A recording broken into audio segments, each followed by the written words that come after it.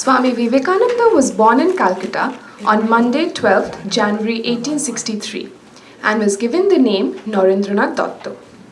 He was born into the renowned Datta family in Shimulia Polli, Gaurmohan Mukherjee Street. Narendra's father's name was Bishwanath Datta. He was an attorney of the Calcutta High Court. Bishwanath Datta was extremely generous and had a progressive outlook in social and religious matters. His mother was Bhuvaneshwari Devi, who was a very pious and religious lady. She used to practice austerities and was loved and respected in the society for her loving nature and kindness. Narendranath's mother named him Bireshwar and lovingly called him Bile. Swami Vivekananda's childhood tales describe the life of a monk who would conquer the world by his intellect and humbleness. His mother, Bhuvaneshwari Devi, played a crucial role in shaping his future. When he told her, one day, of having been unjustly treated in school, she said to him, in consolation, "My child, what does it matter if you are right? Always follow the truth without caring about the result. Very often you may have to suffer injustice or unpleasant consequences for holding to the truth, but you must not, under any circumstances, abandon it." Many years later, Narendranath proudly said to an audience, "I am indebted to my mother for whatever knowledge I have acquired." Naren was growing up to be a very self-willed boy. His mother was having a very hard time disciplining him. Bhuvaneshwari Devi quickly figured out scaring or scolding doesn't work well with him. She discovered a unique method. Whenever Bile would lose his temper, his mother poured water over his head, chanting Shiv Shiv. That calmed him down instantly. Bhuvaneshwari Devi said, "Mahadev didn't come, but he sent one of his ghosts. Listen, Bile, if you keep it up, Mahadev won't let you enter Kailash again." Little Bile would sometimes say, "If you try to catch me, I will smear mud all over my body." And he did that whenever his relatives started to catch him to discipline. Naren loved listening to Ramayana and Mahabharata. He could sing it beautifully in a melodious voice. His favorite character in Ramayana was Hanuman. He adored Hanuman for his devotion to Lord Ram and for the fact that he was an eternal bachelor. Naren was scared of getting married, even as a boy.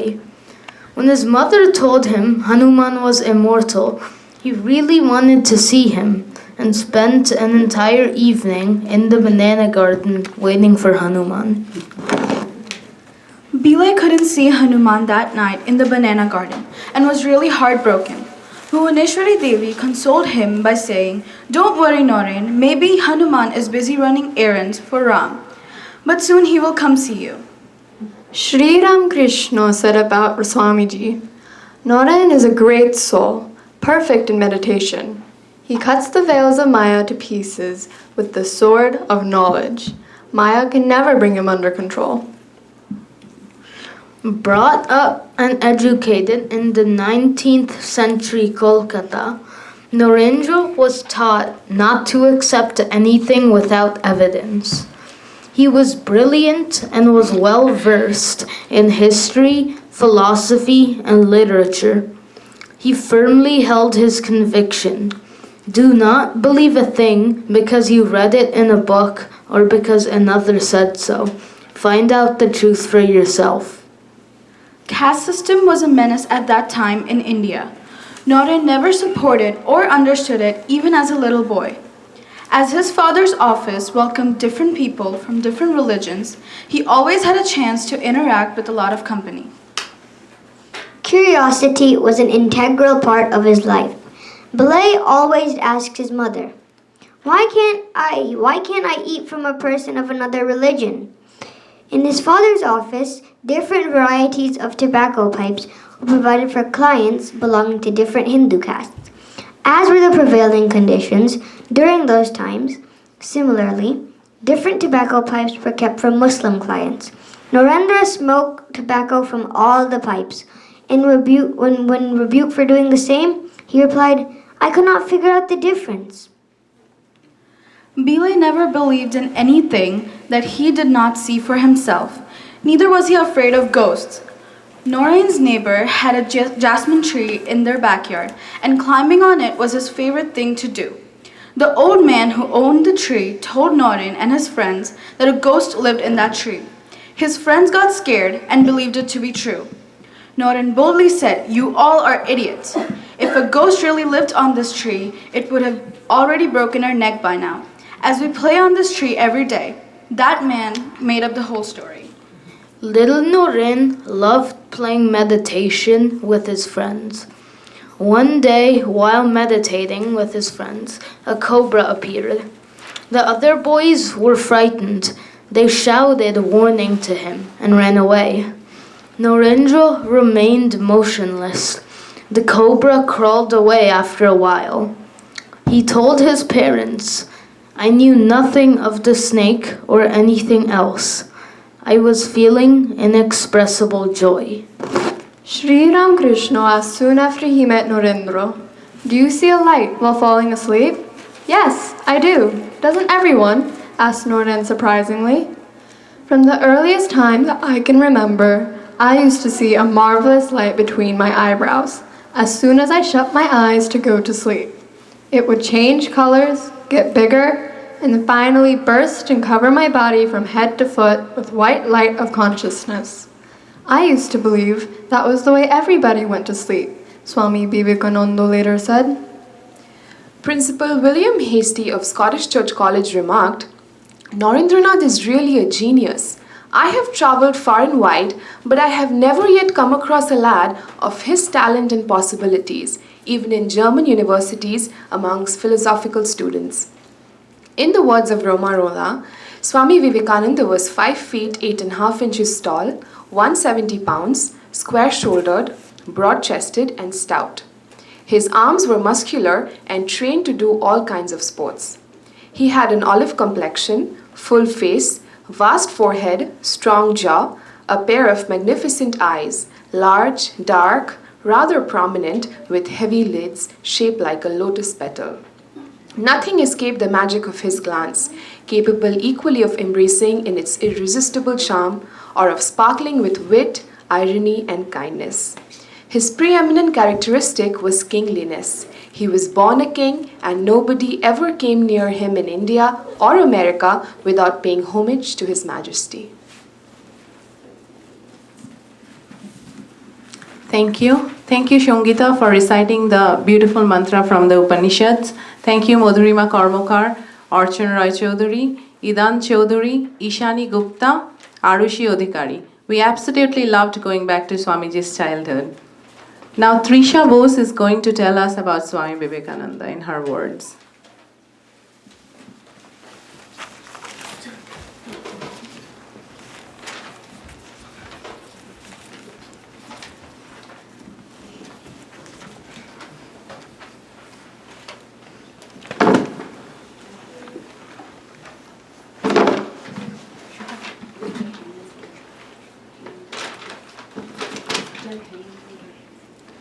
Hello everyone, my name is Trisha Bose, and today I'll be talking about how Narendranath Datta became known as Swami Vivekananda.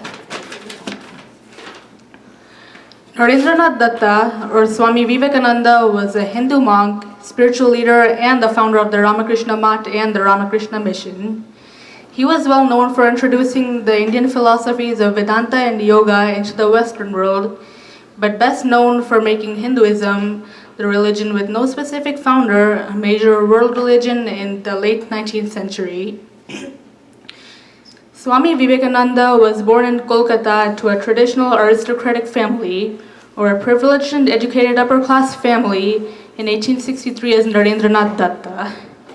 Both of his parents' attitudes and personalities motivated his spiritual thinking at an early age, or in other words, he's been interested in spirituality since childhood. In college, Swamiji was interested in several subjects, especially philosophy, literature, arts, and religion. By the time he graduated college, he's already studied both the Hindu scriptures, such as the Bhagavad Gita and the Vedas, and Western philosophy and history.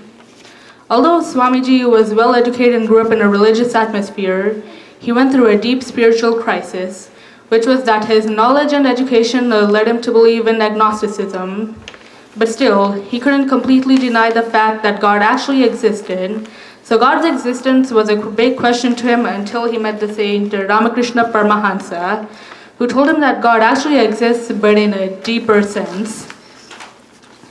Since then, Swamiji visited him more often and each time got more of his questions answered. Not only that, but Swamiji and Ramakrishna also developed a close bond with each other. In 1884, Swamiji's father passed away and his family suffered a financial distress. At first, Swamiji requested Ramakrishna to go pray for his family's financial welfare, but Ramakrishna suggested that he should pray himself for his own family.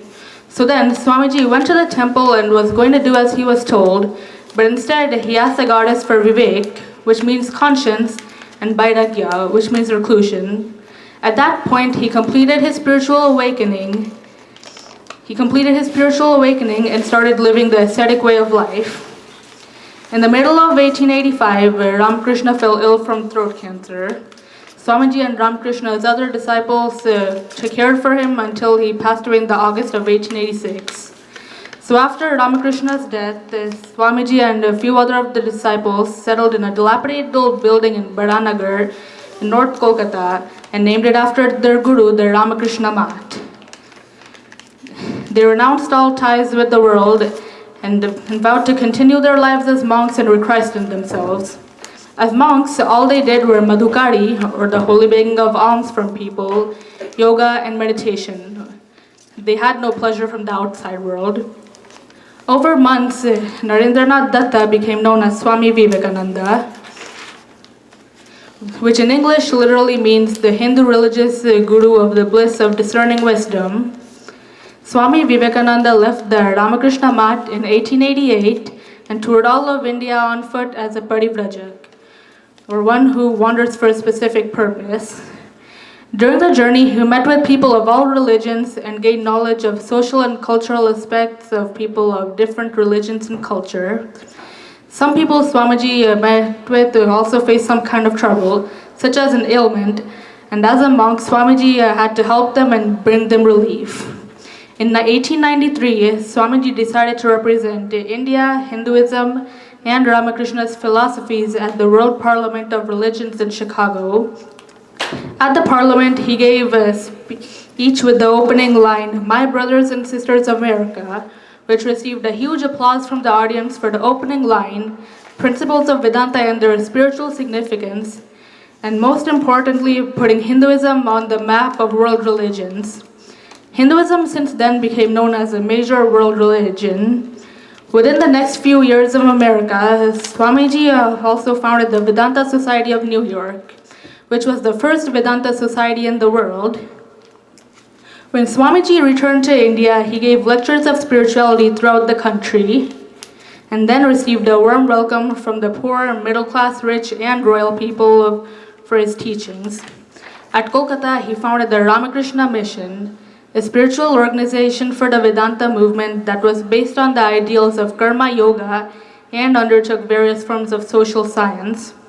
Not long after that, though, Swamiji, as he predicted, passed away during meditation at the age of 39. The exact cause of his death till now is still unknown, but it's possible that he attained Mahasamadhi, or the act of consciously letting the soul leave the body to attain moksha, which is the ongoing process of life, death, and rebirth. Even though Swamiji died at a pretty young age, his teachings and contributions throughout the world still haven't been forgotten. He created a bond between the Eastern and Western world. Until now, the bond still didn't break. Indian culture is one of the most diverse cultures in the world, but his diversity doesn't keep it isolated from the rest of the world. Even after death, he still had a strong influence on other notable figures in history, such as Mahatma Gandhi, the nonviolent leader of Indian independence, Rabindranath Tagore, a famous poet, and Subhash Chandra Bose, another Indian independent activist. People still follow his principles in their daily lives and interpret Vedanta at the Vedanta Ashram or Vedanta Center, which you know is this very location we're at. And believe it or not, it was founded by one of Swamiji's disciples.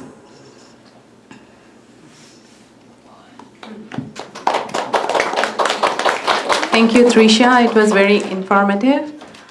We will invite Hemendra Dana. Huh? Okay.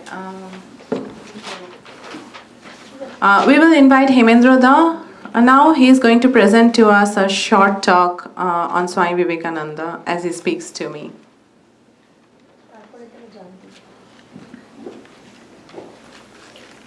এখানে কেউ আসতে পারে, এখানে জায়গা আছে, এখানে তোরা দুজন চলে অবশ্যই অবশ্যই এখানে জায়গা আছে, চলে একটা জায়গা।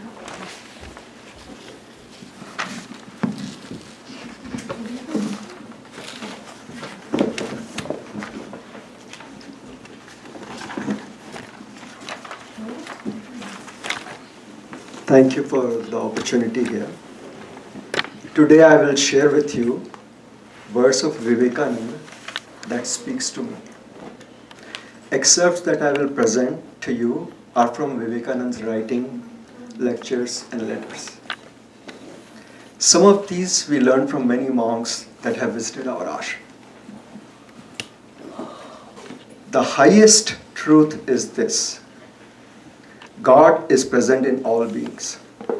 They are His multiple forms. There is no other God to seek. Let all other gods disappear from our minds. The first worship is the worship of those around us. He alone serves God who serves all beings. I find this idea of God very freeing. It gives me a sense of freedom. Vivekananda elaborates it further. The moment I have realized God sitting in the temple of every human being, the moment I stand in reverence before every human being and see God in him, I feel free of bondage.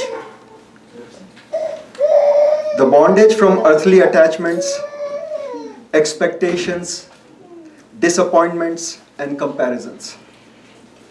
It is also freeing to know that worship is not a ritual-centered, prescribed activity that happens a few times a year. It is a state of being where I am revering all people, all work that I participate in. A spiritual aspirant, in the words of Vivekananda, is not one who lives a life of hermit, cut off from family responsibilities and retires in a cave to meditate. A spiritual aspirant is certainly not the one who plunges headlong into the enjoyments of the world. He says, to be religious, we don't have to turn away from the families, from the world. We must practice a life that allows us to see God, the Brahman, in all beings around, in our spouses, in our children, in our co-workers, in our friends. That Brahman is the underlying reality that pervades all and therefore unites us all. This is love. Love is the central theme of all spiritual practice. True love between people, between religions, between races and culture exists when I feel oneness with all beings as opposed to competitiveness. Which religion is superior? Which job brings more status? Which investment fetches better return? Which school or university or neighborhood speaks status? My attachment to these leads to separateness from those around me. It masks the one truth that we are all Brahman, the one and only reality. All misery and fear arise from our sense of separateness that comes from feeling of competition, eliteness, security from wealth and health. On the other hand, a spiritual heart finds immense joy in the success of a friend, a co-worker or a relative. He also experiences compassion and empathy in times of pain and suffering for others. Such joy and compassion are only possible when we feel oneness with one another. As Brahman, we honor all faith and not dwell on the illusion that my faith is superior. In Vivekananda's words, oneness is manifested in harmony of human beings and religion. He also believed in harmony of the East and West. This is particularly relevant to all of us who choose to raise a life in the West. It becomes especially vibrant that we allow ourselves and our children to imbibe that which represents the best of both cultures. It is only through the practice of oneness that we will appreciate the universal values that exist between the East and the West without fearing the loss of one over other. In Bhakti Yoga, Vivekananda represents love as a triangle. He says each of the angles correspond to one of its characteristics.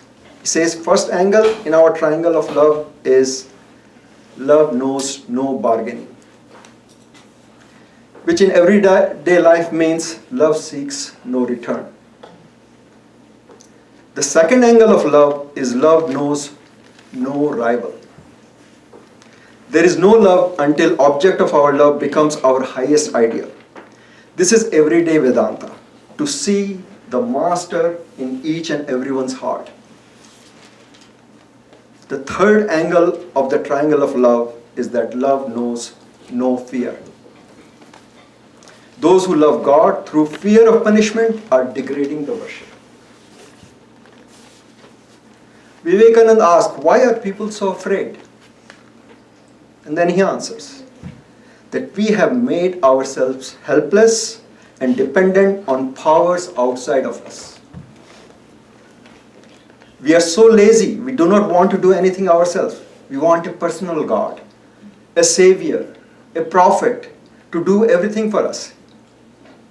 He asks us to have faith in ourselves.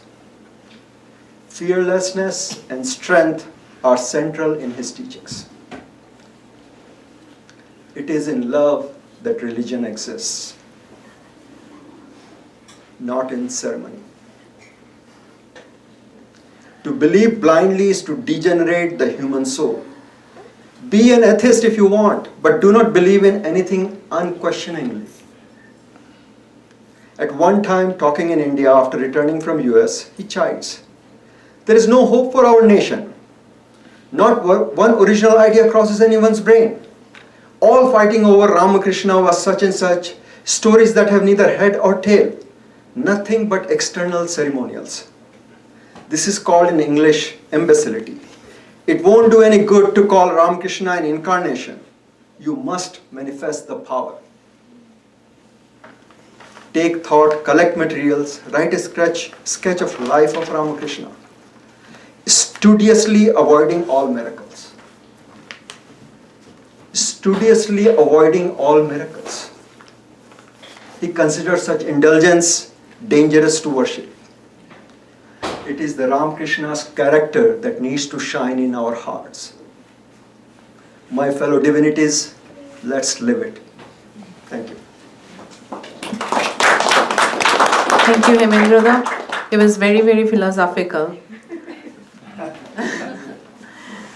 Okay, Jayantika. So we will invite little Jayantika to sing a bhajan for us. Jayantika.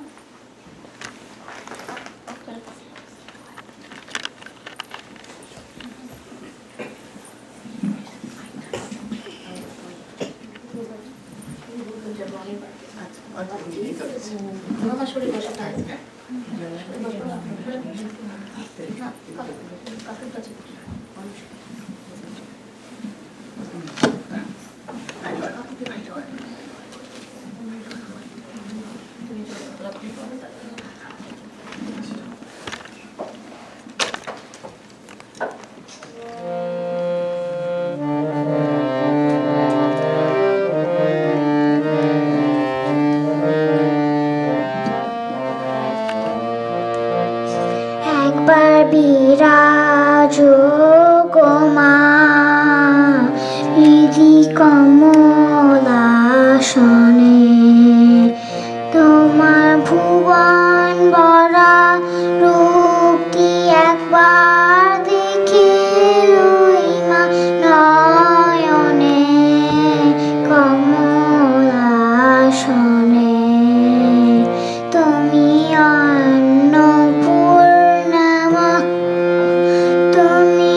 শ্মশানে শ্যামা কৈলাসেতে উমা তুমি বৈকুণ্ঠে রামা ধরুন অন্নপূর্ণা মামা তুমি শ্মশানে শ্যামা কৈলাসেতে উমা তুমি বৈকুণ্ঠে রামা থরবীরেঞ্চিষি বিষ্ণুরূপা সৃজনলয় পালনে থরবীরেঞ্চিষি বিষ্ণুরূপা সৃজনলয় পালনে কমলাসনে একবার বিরাজ গো মা হৃদি কমলাসনে তোমার জগতের মাতা যোগী জনের কথা অনুগত জনে কৃপা কল্পলতা তুমি জগতের মাতা যোগী জনানুগতা অনুগত জনে কৃপা কল্পলতা তোমার মা বলে ডাকিলে নাকি কুলিলা ভক্ত জনে তোমার মা বলে ডাকিলে নাকি কুলিলা ভক্ত জনে কমলাসনে একবার বিরাজ গো মা হৃদি কমলাসনে তোমার মান ভরা রূপটি একবার দেখে লই মা নয়নে কমলাসনে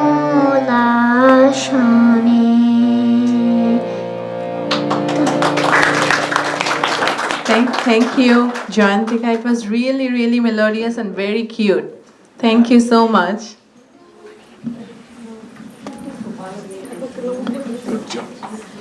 Next, we have the poem Song of Samyasinis, which was composed by Swami Vivekananda in July 1895 when he was delivering a series of lectures to a group of disciples at the Thousand Island Park in New York.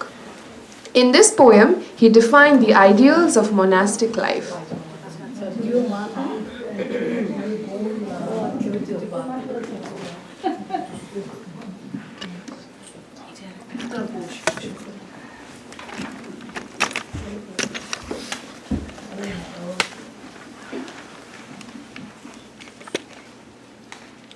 Wake up the note, the song that had its birth, far off where worldly taint could never reach.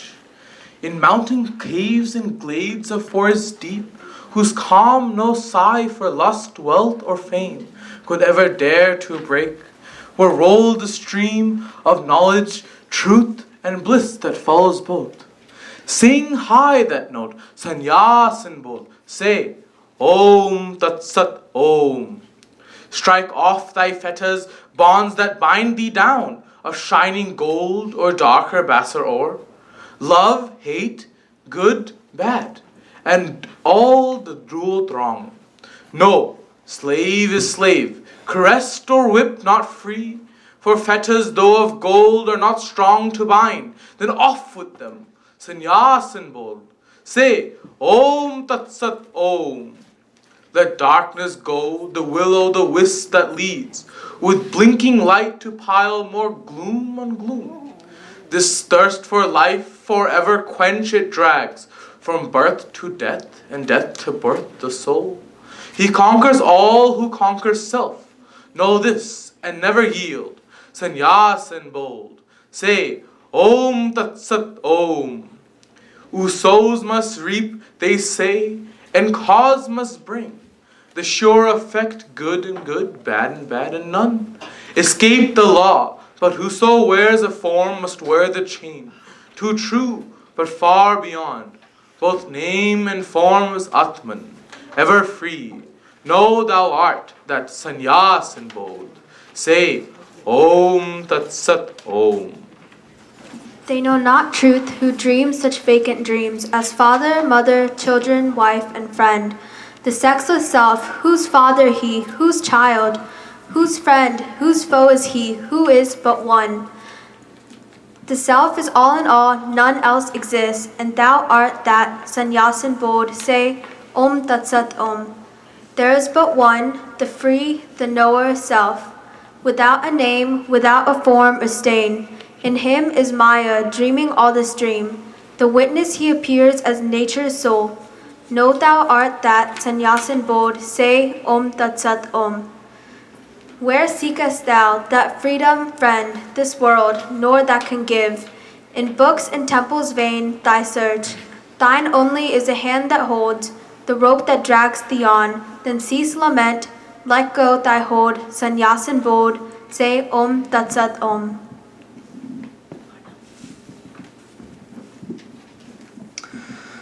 Say, peace to all, from me no danger be, to aught that lives, in those that dwell on high, in those that lowly creep.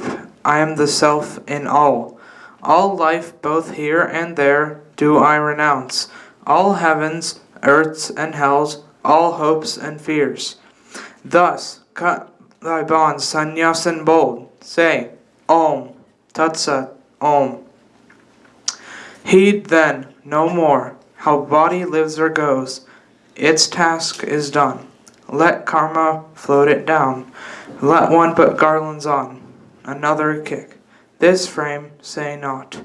No praise or blame can be where praiser praised and blamer blamed are one. Thus be thou calm, sannyasin bold. Say, Om Tat Sat Om. Truth never comes from where lust and fame and greed of gain reside. No man who thinks of woman as his wife can ever perfect be, nor he who owns the least of things, nor